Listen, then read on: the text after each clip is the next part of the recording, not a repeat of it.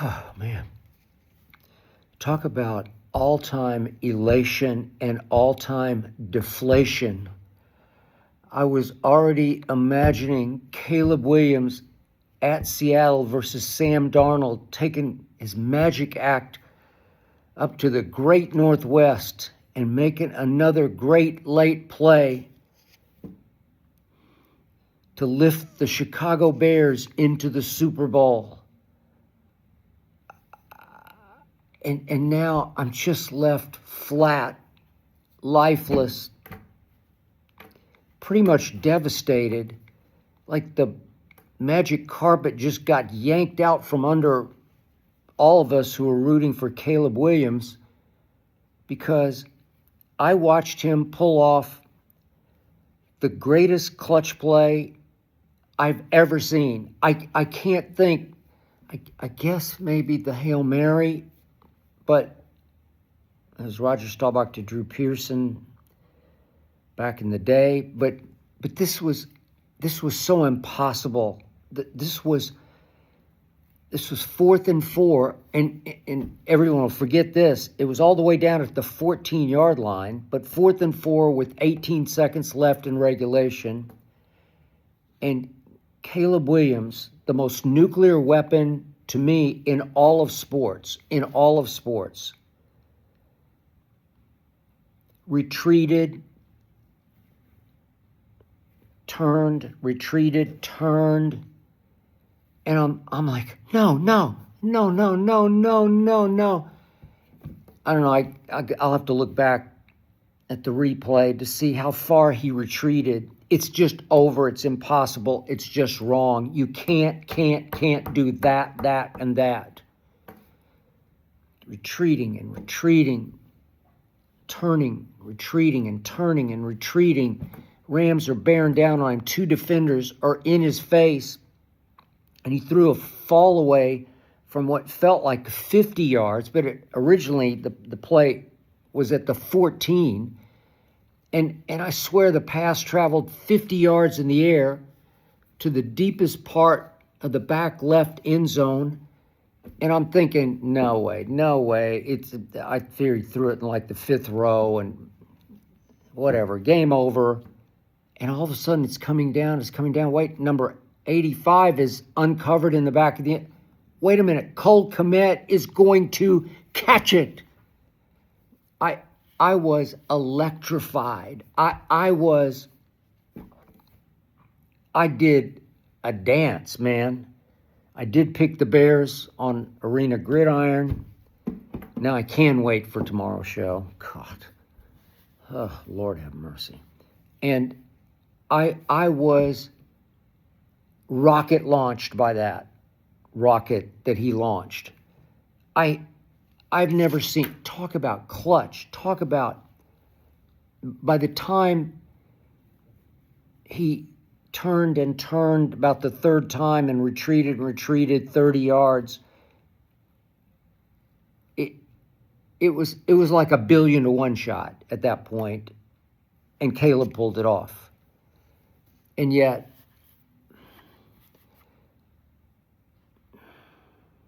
should they have gone for 2? They just failed from close in. They failed on 4th down 3 huge times. It cost them the game. So I was okay just riding the momentum at home. If you're on the road, maybe you just go for the throat. But I was fine with that. And then they stop the Bears. They get the ball back, which I don't love winning the toss and kicking. I don't love it. I like to just continue the momentum. Just go for the throw. Go for the kill. But they got away with it. They made the Rams punt. They get the ball back. And they start to move. And they're moving. And they're moving. And all of a sudden, on 2nd and 8 from the Ram 48, all they need is one more big throw. And you're going to be in field goal range. Just one 15-yard pass, and you got this. And Caleb on this play had plenty of time. He had time to survey, to look, go to 1, 2, 3. And I'm thinking, oh, this is it. Big one. Here comes a big one. maybe to DJ Moore, who's clutches target. Odunze had dropped a big ball early, but he can catch him. Luther Burden, Zacchaeus, Komet. Colson Loveland was on the sideline. I don't know what happened to him. So that was a problem. He might have been the target on this throw. But it's just 2nd and 8. It's not 4th and 8. It's not the end of the world if you miss it.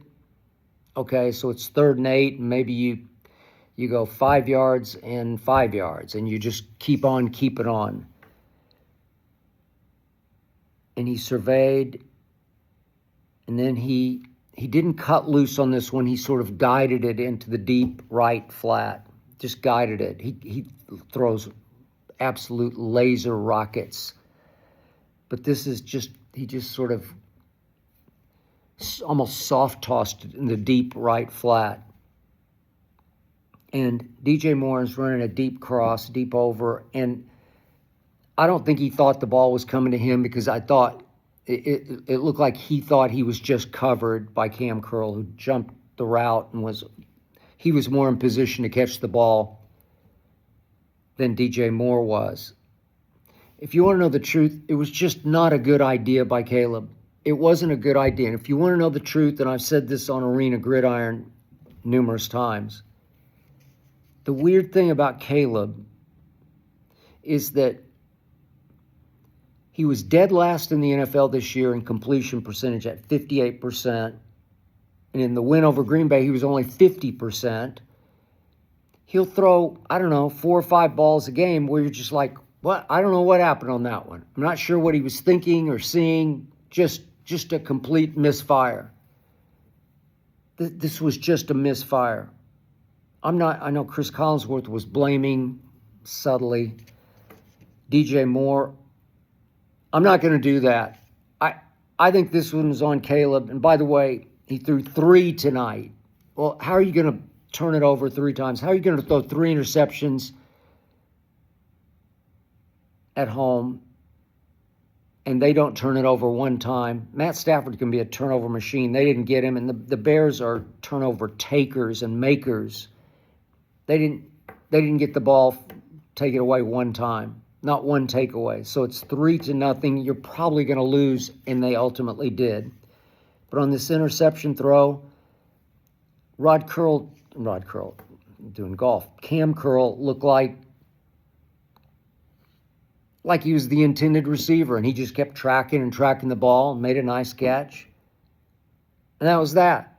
And it just, the air went out of the Windy City. The air went out. It's like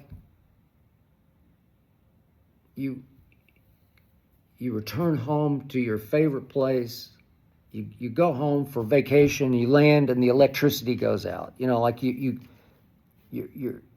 maybe you go to a vacation spot where it's the trip of your life, and you land and the electricity goes out. It just, the electricity went out. It just ended. You just knew what was going to happen. The Rams just sort of ran it and tossed it and ran it and tossed it, and finally got to 3rd and 6 at the 43, and it was their last gasp, last hope. They're not a great defense. They need to take the ball away. And Matt Stafford just guided it to Puka, who was open. Puka took it and ran with it for a few more yards, got 16 on 3rd and 6 at the 43, and that was that. And then the thicker kicker, Nevis. He made it from 42. I knew he would. And that was the end of the Chicago Dream. They'll be back next year. I got that. But you can't go 3 of 6 on 4th down. And in the calls, you have to keep the ball in Caleb's hands. Every time Caleb had the ball in his hands on 4th down, something good to great happened. Like greatest ever at the end of the regulation. But the Rams had 1 4th down. It was a sweet call, clever, creative, Sean McVay call. I didn't see that from Ben Johnson tonight. I just didn't see it. They had 1 early in the second quarter, 4:30 left. They had 3rd and 1 and 4th and 1 at the Rams 32. You can go for the kill, and they just go swift. Nothing creative, nothing clever. Whammo, whammo. Went nowhere. Rams ball. And then the truth was, the Bears at home were playing uphill the whole night because early on, 13:45 left in the first quarter. You're barely going. Caleb threw a rocket to the goal line to Rome Odunze, and he had to turn a little bit, but it hit him in both hands. It's a touchdown. It's a touchdown. You have to catch it. 2nd and 4th to 23. Next play, Caleb interception, and there was blatant hands to the face as he released the football. Uncalled, unseen, don't get it. I'm embarrassed for the NFL that you can't see that. Would have saved the interception, saved at least 3 points. Maybe we're having a different conversation. So I can't say the Bears deserve to win this game, but they put themselves in perfect position to win this game. And then a Caleb Williams, who's, I say this all the time, he's better on the impossible throws than the routine ones. The most routine one of the night was going to be 2nd and 8 at the Rams 48 as you're driving for the winning field goal. Just throw it away if you don't see it. But you got time. They blocked him up, man. They gave him all the time. That's when he's not at his greatest. He had too much time and probably too many options. I don't know what happened. He didn't take the right one. I'm just crushed because the Bears had won. I covered the Bears for 3 years, columnist of the Chicago Tribune. I know Bears history. I was around the 85 Bears a lot. I know what it meant to that city. I have a lot of friends in that city, and I know they are, it just leaves you empty because you got right to the finish line of all-time greatness and you hit the wall. And you're 6 inches short of the all-time record marathon, Chicago marathon time, and you collapse. And you don't get to the finish line, and you don't get the record, and you don't get to go to Seattle, and you don't get to go to Santa Clara for the Super Bowl. It just seemed set up. It just seemed like they were that team, Cardiac Caleb and company. And the guy who struggles on the routine throws threw his 3rd interception of the night, and that basically was that. Congratulations to the Rams. I live out here in Southern California. I'll give you this. I give them a better team shot of going up to Seattle and winning and going to the Super Bowl than I would have given the Rams. Obviously now we have a